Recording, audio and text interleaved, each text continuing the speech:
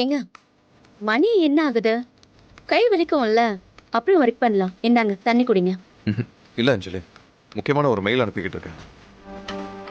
நீ என் பக்கத்தில் இருக்கும்போது எனக்கு எப்படி வலிக்க போகுது?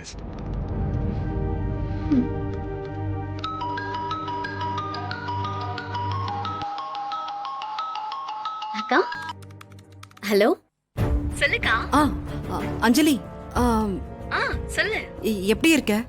நான் நல்லா இருக்கேன். நீ எப்படி இருக்க? ஃப்ரீயா இருக்கியா? பேசலாமா? ஐயோ, நான் ஃப்ரீயா தான் இருக்கேன். சொல்லுக்கா. அஞ்சலி, வீட்ல ஒரு பெரிய பிரச்சனை ஆயிடுச்சு. பிரச்சனையா? என்னாச்சுக்கா? நம்ம முருகன் இருக்குல்ல, அவரு ரேவதிய கல்யாணம் பண்ணிக்கிட்டு வந்துட்டாரு.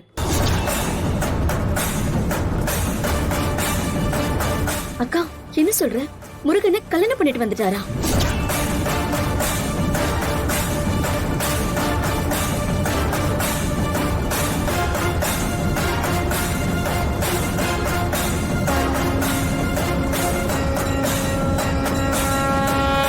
என்னக்கா, எவ்வளவு நடந்திருக்கா? என்னால நம்பவே முடியலையேக்கா. ஆனா நம்ம முருகன் இப்படி எல்லாம் பண்ணது?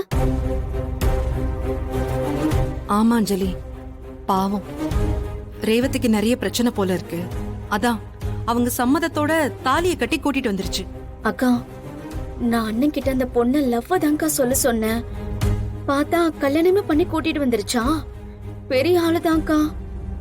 ஆனா அண்ணனுக்கு இவ்வளவு தைரியம் வந்துருச்சா? ஆமா, வீட்ல எல்லாரும் அண்ணனை திட்டுறாங்க. ரொம்ப பாவமா இருக்கு தெரியுமா பாக்க. சும்மாவே திட்டுவாங்க, இப்போ விட்டுருவாங்களா என்ன? சரிக்கா, போக போக எல்லாமே சரியாயிடும். நான் வீட்டுக்கு வரேன்க்கா, நேர்ல பேசிக்கலாம். சரியா? சரி, பை, குட் நைட். பாய்க்கா. ஏங்க, நான் அர்ஜென்ட்டா வீட்டுக்கு போகணுங்க. ஏன், என்னாச்சு? ஏங்க, நான் நம்ம முருகன் இல்ல, அவரு ஒரு பொண்ண கல்யாணம் பண்ணி கூட்டிட்டு வந்துட்டாராம். வாட்? கல்யாணமா? ஆமாங்க. நாம இந்த டைம்ல அங்க இருக்கிறது தாங்க சரியா இருக்கும். ஆளாளுக்கு அண்ணனை தப்பா பேசுவாங்க. நாம அங்க இருந்தா கொஞ்சம் அண்ணனுக்கு ஆறுதலா இருக்குங்க. புரியுது அஞ்சலி, ஆனா என்னால இப்ப அங்க வர முடியாதே. ஏங்க?